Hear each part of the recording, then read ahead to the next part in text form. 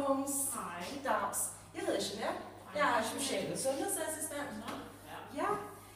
Mogens, du skal hjem i dag. Ja, det skal jeg. Ja. Det har jeg hørt. Hvordan har du det med det? Jeg er meget nervøs og meget utryg ved det. Ja, det kan jeg godt forstå. Der er også rigtig mange nye ting, du lige pludselig har skulle tage stilling til at lære. Ja, der er mange nye piller, og det er jo helt vildt, så meget jeg skal tage. Det kan jeg godt forstå. Det kan jeg rigtig godt forstå.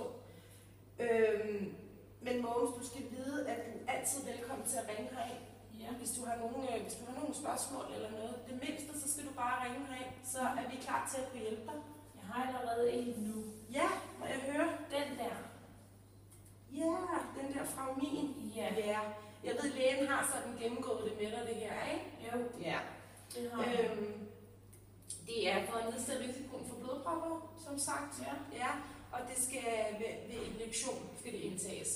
Hvem gør det for mig? Det gør sygeplejersken. Okay. Ikke? Der kommer en sygeplejerske ud til dig hver aften. Hver aften. Omkring klokken 9. Det skal lige være et helt passende tidspunkt for dig. Ja, klokken 9. Det er fint. Ja. Det er godt. Du er ikke faldet i søvn på sofaen? Nej, det er jeg ikke. Nej, det er godt. Men ved du hvad, så kommer der en sygeplejerske og hjælper dig med det. Men det lyder da rigtig godt. Ikke? Ja. Og du har også fået at vide, at der kommer en sygeplejerske og hjælper med at dosere medicinen. Ja, det fortalte han lidt om. Ja. Det er godt.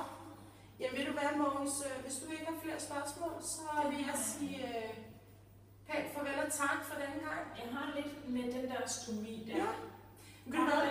Der kommer en sygeplejerske ind og fortæller dig om, hvis du lige har nogle spørgsmål, så kommer hun lige og viser dig det, ikke? Det er godt, det er godt. Kan du nu have det rigtig godt, Mogens? Og du ringer endelig, hvis der er noget. Det gør jeg. Det er godt. Hej.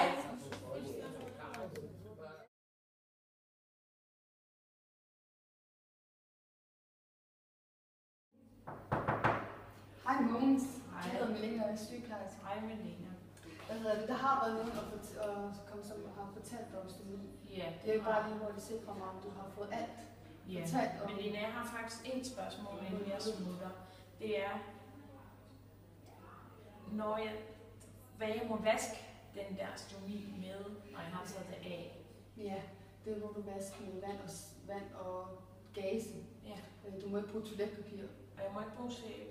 Nej, det må du heller ikke. Nu skal vi se, hvordan det går. Jo.